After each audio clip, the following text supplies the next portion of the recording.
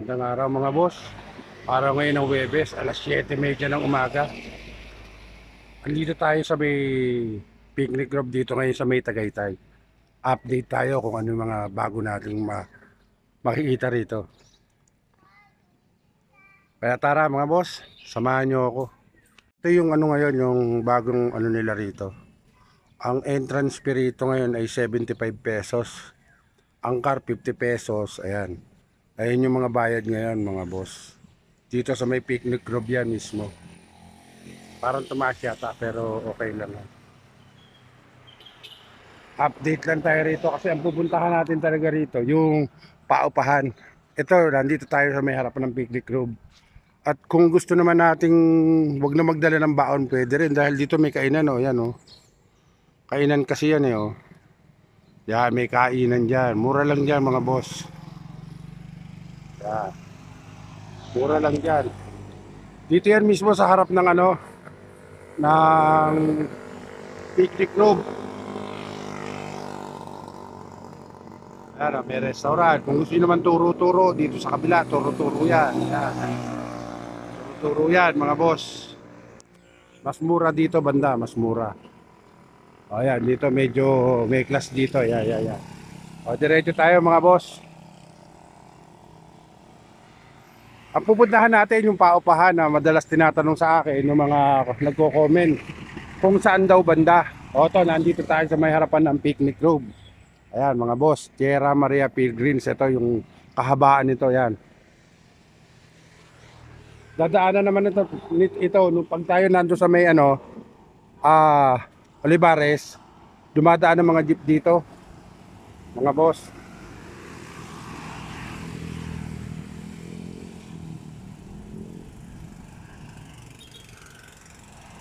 Diretso lang tayo. Medyo ano tayo sa araw. Ayan ang picnic room mga boss, ayan, yan. Yan.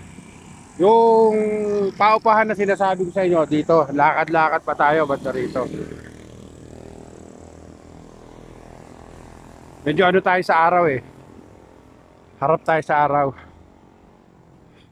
Pwede tayong hindi na magdala ng ano rito na mga pagkain dahil may makakainan naman dito eh. Yan, diretso lang tayo. Pupunta tayo doon sa may mga paupahan mga boss. Yan, diretso lang. Yun yung entrance ha. Entrance ng picnic grove. Yan, entrance yan. Yan. Diretso lang tayo.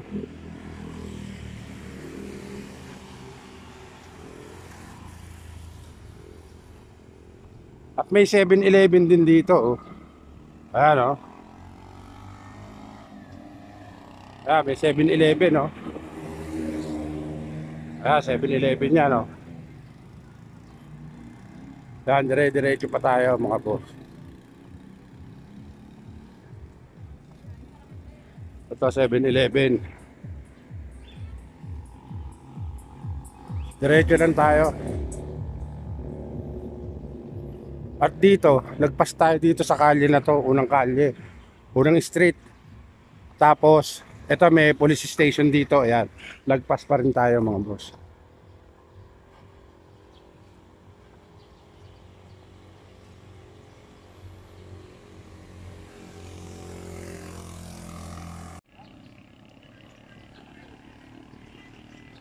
Dire-diretso lang tayo.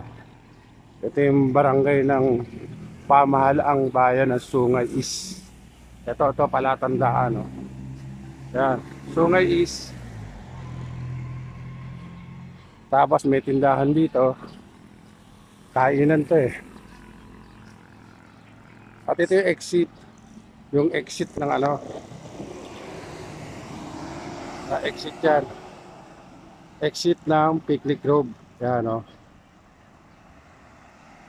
Kaya binigay ko sa inyo yung detalye kung saan tayo mangungupahan dito ng mga mura. Yan. Ayan ang exit ha. Ayan. At dito tayo sa may street nito. Ito ay Kulot Street. Inuulit ko, Kulot Street ito mga boss. Dito tayo, pasok tayo rito.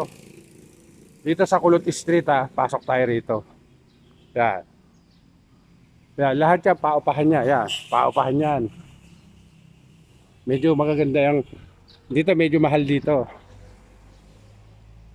Basta yung maganda rito, yan, mga mahal yan eh. Mga guest house yan, mga mahal yan. Medyo,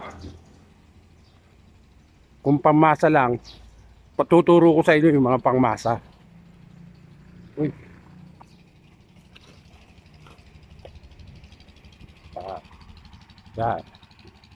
Yan, medyo social dito konti. May in naman dito, Marilag in. Yan. Pero kaya rin natin ng mga ano rito, budget. Mga budget meal lang din ang mga upahan dito.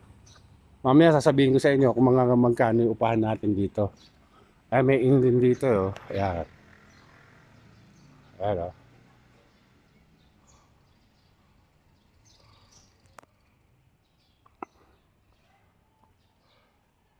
Dire-diretso lang tayo mga boss ha. Ayan, puro paupahan to. Kulot Street to, Kulot Street. Sa tapat ng exit mismo ng Picnic Grove. Ganda rito.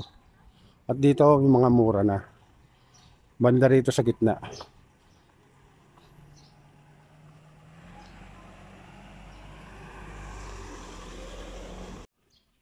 Kaya ito yung Glopan ha. Kaya road ko ito yung Glopan. Ang upa nila rito ulitin ko uli. May 2.5, may 1.5 at may 1K lang. Yan. At dito tayo nagre-rent mga boss. So dito sa taas. Dito tayo nagre-rent dito. So, ayun yung bukas na yon. Doon ako nagre-rent. Ito yung JJPP. Dito ako madalas eh. Dito ako madalas nagre-rent. Ang upa rito is ganun din halos. 1.5, 1K, 1.1, ganun. Conforme sa pag-uusapan nyo. Kasi marami nga nagko-comment sa akin na magkano raw at saan yung lugar. Ito yung Kulot Street to, Kulot. Kulot Street to, ito lugar na yan. Kulot Street to, ito diretso. Ito yung exit ng Picnic Grove. Ito ang landmark natin eh. Yung mga nagko-comment madalas sa akin, oh ito na, bibigay ko na sa inyo. Kaya ako bumalik dito eh. Para ibigay sa inyo yung detalye. Kasi ang dami nagtatanong nga sa akin. Ito yung Kulot Street, yan, diretso na, ayan oh. Ayun, ayun. Ayan, exit ng Picnic Grove, dire-diretso lang kayo. Dito sa gitna lang to, ito. Dito yung mga murang paupahan. Ayan. Dito ang upa rito, medyo mura lang. 1K, 1.1, 1.5 hanggang 2K siguro meron sila. Doon sa kabila natanong ko na. Dire-diretso lang tayo. Yan dyan, mga banda rito yan, mga mura yan, mga boss yan. To, mga mura yan.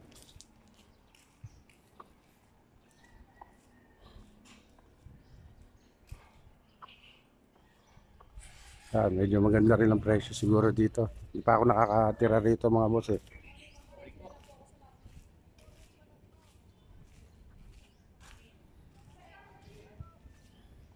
Ito naman yung ano, yung sinasabi ko sa inyo, medyo mura rin dito. Ito, puntahan natin to.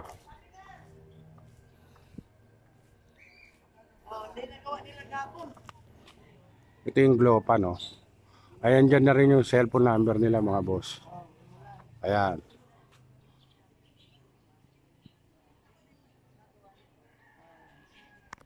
Ayan. Ito yung ano nila.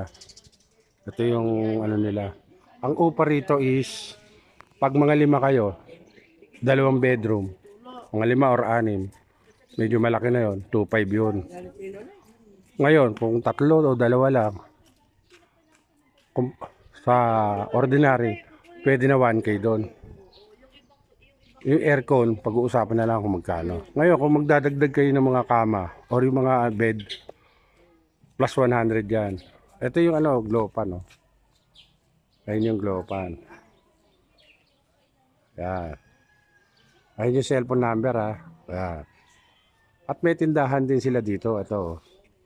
Ayun yung bahay. Yan sa loob na yan. Ito yung tindahan na yan, oh. Ayan tindahan to mga boss. Yan. Maganda rin ang kwarto rito sa loob kasi maaga pa, hindi tayo makapasok sa loob. Pero mamaya, doon sa may isang pupuntahan natin, papasok tayo. Doon kasi ako naka-stay ngayon.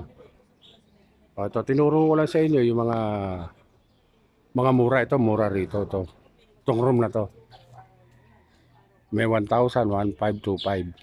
Conforme sa pag-uusapan nyo na may-ari, pwede naman tayong tumawad eh. Ang mahalaga rito, wag na tayong, kulyari, merong nag-ano sa atin na tricycle boy. Kasi minsan sila, namumursyento pa rin. Namumursyento sila. Kaya tumataas yung ano natin. Kaya kung tayo pupunta, diretso na tayo dito mismo. Ito, itong lugar na to. Yan, oh. Diretso na tayo rito. At yung katabi nito, dito ako nangungupahan ito. Dito ako nagre-rent ngayon. Yung lugar na yan. Itong sa Tato 7-Eleven na to mga boss, pinauupahan din to. Yan. Yan o, yan. Papahan din JJPP rin ang may-ari nito. Katulad doon sa isa, doon sa may kay Kulot na street. Yan. Yan. Kanila rin to. Yung lugar na to. Yan. 4 na pinto yung pinauupahan dito.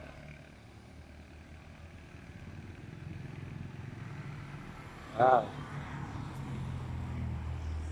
Kaya mag-inquire tayo kay Mrs. Mamaya, papakita ko sa inyo yung cellphone number niya at yung pangalan ng kukontakin nyo mga boss. Yan o. Maganda yung loob nito mga boss.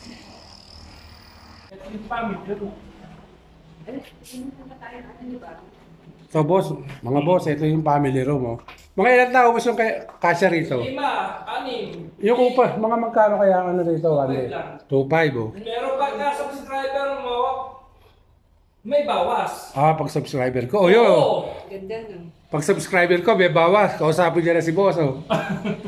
May subscriber lang ni Al TV. Al TV, sinabi, alam ko na yon. Okay. Ayun na oh. 2.5 lang dito mga May heater yan, may aircon. may aircon, Peter. may heater, may TV, laki ng TV oh. Tsaka ano Ayan. na higaan niya oh. Tuwigaan, 2 bed na oh. May extra bed akong binibili. Oh, may extra bed pa to. 2.5 lang to.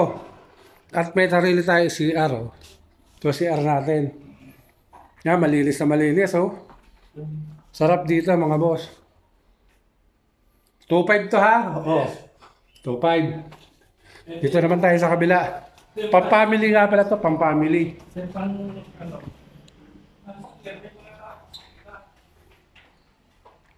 Eto. At dito naman boss, magkano rito?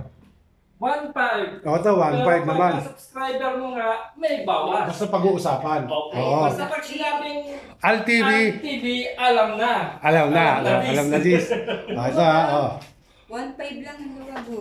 Yan. Kaya tara na kayo. O dito na tayo, pag ano. Pwede tayo mag-inquire dito, sa taas lang to ng 7-Eleven. Tapat na tapat mismo ng picnic grove. Napakaganda rito mga boss oh.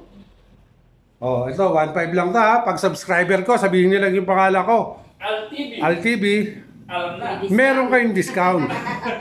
Yan. Oh, at dito na rin ako unti-unti magpapaalam sa inyo mga boss. At hanggang sa muling pagbablog ko. Maraming salamat. Bye-bye!